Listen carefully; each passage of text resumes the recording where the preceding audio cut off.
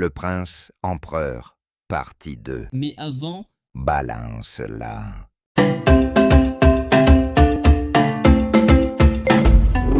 Le prince empereur, partie 2. Mais après la mort de Tariki, Dital et Naï commencèrent à se quereller pour l'héritage. Ils décidèrent de diviser l'héritage.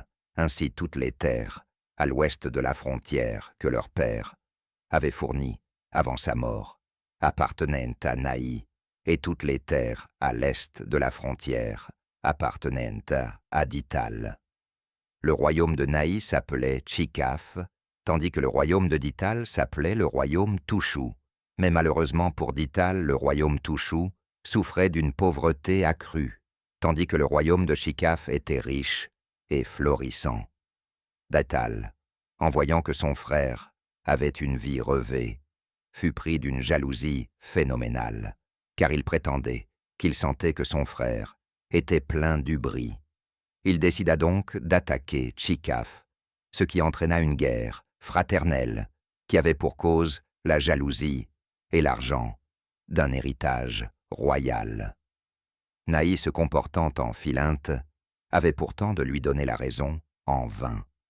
Dital, devenu incontrôlable, attaqua Romils, Folar, Zanir, les trois plus grands piliers du royaume de Chikaf, ce qui résulta en une crise économique dans tout le royaume de Chikaf, puis il décida d'attaquer là, où résidait Naï, la ville de Karaz, pour en finir avec son frère. Mais pour arriver à Karaz, il faut traverser le mont Fachin, puis traverser le désert de Zafzouf, la mer, le désert de Kashf et la forêt de Milik.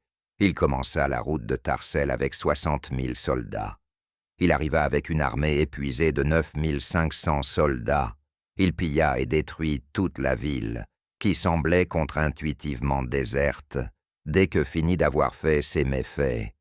Il tomba dans une embuscade et se trouva devant son frère et 50 000 soldats. Dital mourut avec une réputation de matamore dans d'atroces souffrances, laissant ses enfants vivre une enfance difficile sans père. Quant à son armée, elle fut emprisonnée pour quelques mois. Naï marqua l'unification définitive des tribus des îles Roslam, appelant le nouvel empire l'Empire Ravia, ou bien presque. À cette époque, le futur de l'Empire n'était point sûr. Une trentaine d'années après l'unification des îles Roslam, Naï mourut sans postérité. C'était la fin d'un homme qui avait tout donné pour avoir lui et son frère une vie exemplaire en vain.